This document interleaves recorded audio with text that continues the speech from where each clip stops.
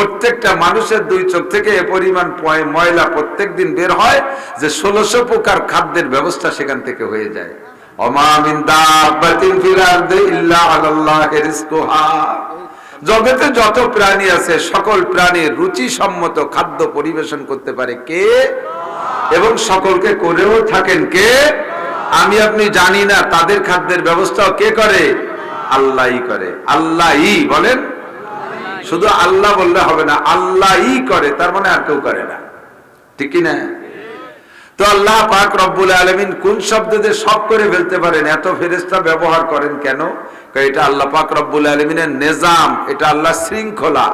সমস্ত মানুষকে মারার জন্য আজরাইল ফেরেশতা ধার্য করেছেন, বার্তা বহন করার জন্য আল্লাহর পক্ষ থেকে নবীদের কাছে সংবাদ বহনের জন্য জিবরিল আলাইহিস সালাতু ওয়াস সালামকে ব্যবহার করেন, খাদ্য পরিবেশন খাদ্য উৎপাদনের জন্য আল্লাহ তাআলা মিকাইল আলাইহিস সালামকে সৃষ্টি করেছেন, আর দুনিয়াকে ধ্বংস করার জন্য আল্লাহ তাআলা ইসরাফিল আলাইহিস সালামকে ব্যবহার করতেছেন।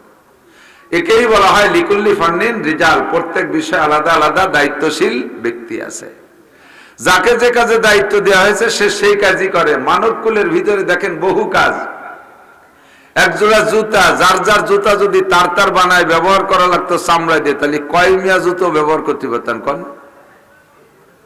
এক জোড়া জুতা যদি আমার চামড়া দিয়ে বা চামড়া খুলিয়ে, গরুর চামড়া গায়ের থেকে চামড়া খুলিয়ে তাই দিয়ে জুতো বানানোর পর্যন্ত আমার মেহনত করা লাগতো, তাহলে এক জোড়া জুতার দাম পড়তো কি পরিমাণ।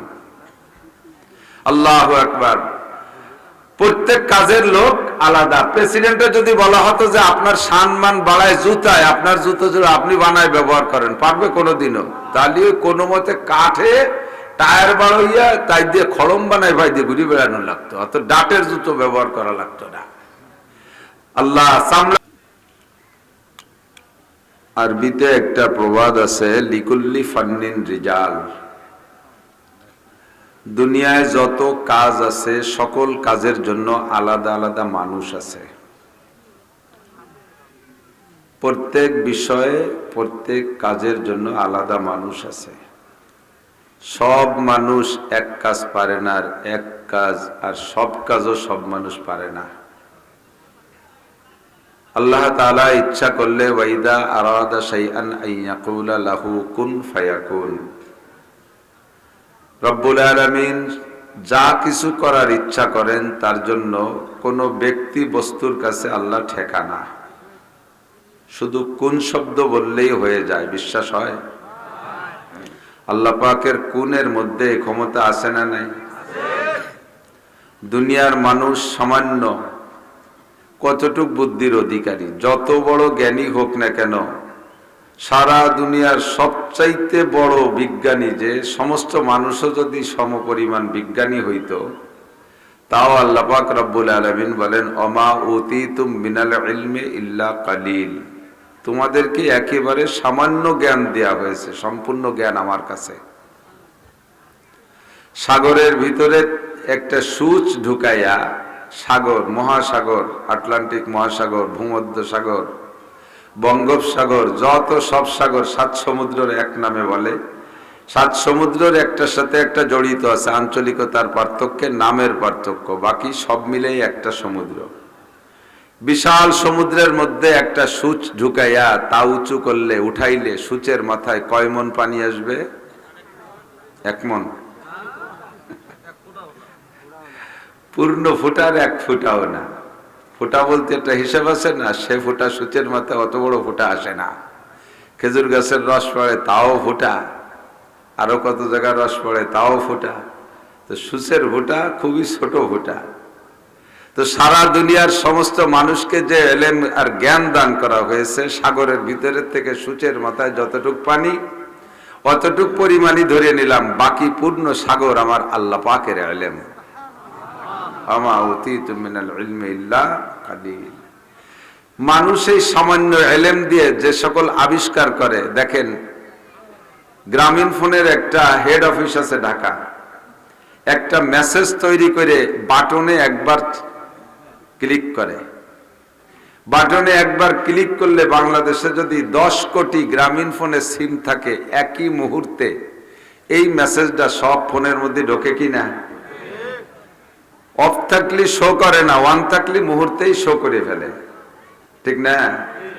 তো মানুষের একটা ক্লিকে যদি 10 কোটি জায়গায় এই মোবাইল ফোনের সিমটা কি মেসেজটা পৌঁছে যেতে পারে, আমার আল্লাহ পাক রব্বুল আলামিনের মহা জ্ঞান আর মহা কুদরত দিয়ে কাপনুন পেশ কোন শব্দে ক্লিক করলে আসমান জমিন চন্দ্র সূর্য গ্রহ নক্ষত্র সব হতে পারে কি পারে না? এই বিশ্বাস রাখার নাম ঈমান। আমাকে আপনাকে মারার জন্য আল্লাহ পাক রব্বুল আলামিন দায়িত্ব দেশে ফেরেশতা আজরাইলকে, কিন্তু মারতে আজরাইলে লাগে না, কোন কইলেই আমি মরে যাই, ঠিক না? তো যে আল্লাহ পাক রব্বুল আলামিনের কাপনুন পেশ কুন মাত্র 2 হরফের একটা শব্দ, এটা অ্যাটমিক শক্তি বললে গুনাহ হবে। অ্যাটমিক শক্তি তো আল্লাহ পাক রব্বুল আলামিনের দেওয়া সামান্য শক্তি। তো এই কাপনুন পেশ কুন শব্দ দিয়ে আল্লাহ তাআলা দুনিয়ার সবকিছু করতে পারেন, অথচ আল্লাহ তাআলা ফেরেশতা ব্যবহার করেন লক্ষ লক্ষ কোটি কোটি। ফেরেশতা আছে না নাই? আপনাদের বিশ্বাস কি আছে? ফেরেশতা আছে। আমার আপনার বডি পাহারা দেওয়ার জন্য আল্লাহ তাআলা 360টি জয়েন্টে 360 জন ফেরেশতা রাখছে। এই ফেরেশতা লাগে আমাকে পালন পোষণ করতে, আল্লাহ আমাকে লালন পালন করতে কি আল্লাহর এই 360টি ফেরেশতা লাগে? আল্লাহ তাআলা ব্যবহার করেন, আল্লাহ তাআলা ব্যবহার করেন মানুষের ইহতিরাম আর সম্মানের জন্য। আমাদের ঈমানে মুফাসসালের ভিতরে একটা অংশ আছে না, ওয়া মালাইকাতিহি, এটা ঈমানের অঙ্গ যে ফেরেশতাদেরকে বিশ্বাস করা ফরজ, তা নাহলে আপনার ঈমান থাকবে না। আমার 2টা চোখ পাহারা দিতে 2টা ফেরেশতা ব্যবহার করে, 2টা নাকের ছিদ্র পাহারা দিতে 2টা ফেরেশতা ব্যবহার করে, কানের 2টা ছিদ্র সেভ করতে আল্লাহ তাআলা 2টা ফেরেশতা ব্যবহার করে। মানুষের চোখের পুতুলি, এই যে চোখের পুতুলি না, এর এই যে চোখের পর্দার সামনে যে পাতলা ভুরু না, এই পাতলা ভুরুর গোড়ায় 2 চোখে 1600 পোকা আছে। 1600 পোকা, 800 1600 পোকা। এই 1600 পোকা দিয়ে আল্লাহ তাআলা আমাকে আপনাকে হেফাজত করতেছে।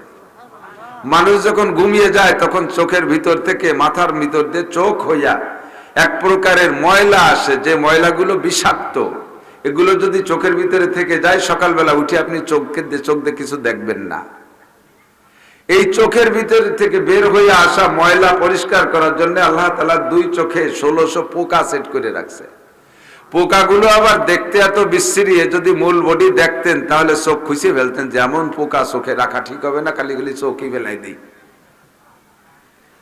গাছের ভিতরে পায়খানার ভিতরে পোকা আছে না, ওই রকম তার বডি কোয়ালিটি, অনুবীক্ষণ যন্ত্র দিয়ে দেখলে দেখা যায়। এই বিশ্রী 1600 পোকা দিয়ে আল্লাহ তাআলা আপনার 2টা চোখে হেফাজত করে। এরা রাত ভর চোখের থেকে বেরিয়ে আসা ময়লা খায়। আবার ওই 1600 পোকার খাদ্যের জন্য জগতে আর কোনো খাবার নাই। ওকে বিরিয়ানি দিলে খাতে পারে না, পোলাও দিলে খাতে পারে না, পায়েস রান্না করে দিলে খাতে পারে না, ওকে কোনো মিষ্টি ভান্ডা দিলে খায় না। ওরা চোখের ময়লা খাইয়ে বেঁচে থাকে। প্রত্যেকটা মানুষের 2 চোখ থেকে এ পরিমাণ ময়লা প্রত্যেক দিন বের হয় যে 1600 প্রকার খাদ্যের ব্যবস্থা সেখান থেকে হয়ে যায়। ওমা মিন দাব্বাতিন ফিল আরদি ইল্লা আলাল্লাহি রিজকুহা। জগতে যত প্রাণী আছে সকল প্রাণীর রুচি সম্মত খাদ্য পরিবেশন করতে পারে কে? এবং সকলকে করেও থাকেন কে? আমি আপনি জানি না, তাদের খাদ্যের ব্যবস্থাও কে করে? আল্লাহই করে। আল্লাহই বলেন, শুধু আল্লাহ বললে হবে না, আল্লাহই করে, তার মানে আর কেউ করে না, ঠিক কি না? তো আল্লাহ পাক রব্বুল আলামিন কোন শব্দ দিয়ে সব করে ফেলতে পারেন, এত ফেরেশতা ব্যবহার করেন কেন? এটা আল্লাহ পাক রব্বুল আলামিনের নিজাম, এটা আল্লাহ শৃঙ্খলা। সমস্ত মানুষকে মারার জন্য আজরাইল ফেরেশতা ধার্য করেছেন। বার্তা বহন করার জন্য আল্লাহর পক্ষ থেকে নবীদের কাছে সংবাদ বহনের জন্য জিবরিল আলাইহিস সালামকে ব্যবহার করেন। খাদ্য পরিবেশন, খাদ্য উৎপাদনের জন্য আল্লাহ তাআলা মিকাইল আলাইহিস সালামকে সৃষ্টি করেছেন। আর দুনিয়াকে ধ্বংস করার জন্য আল্লাহ তাআলা ইসরাফিল আলাইহিস সালামকে ব্যবহার করতেছেন। একেই বলা হয় লিকুল্লি ফান্নিন রিজাল, প্রত্যেক বিষয়ে আলাদা আলাদা দায়িত্বশীল ব্যক্তি আছে। যাকে যে কাজে দায়িত্ব দেওয়া হয়েছে সে সেই কাজই করে। মানব কুলের ভিতরে দেখেন বহু কাজ।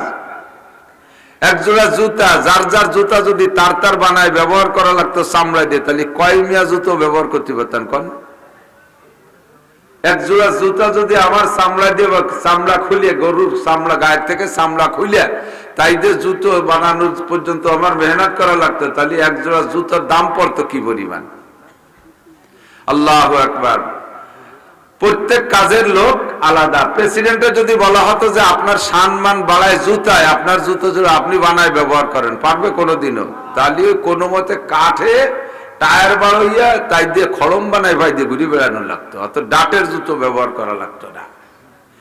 আল্লাহ চামড়া খুলবে একজন গরুর গাছ থেকে, রিফাইন করবে আর একজন, ঠিক না?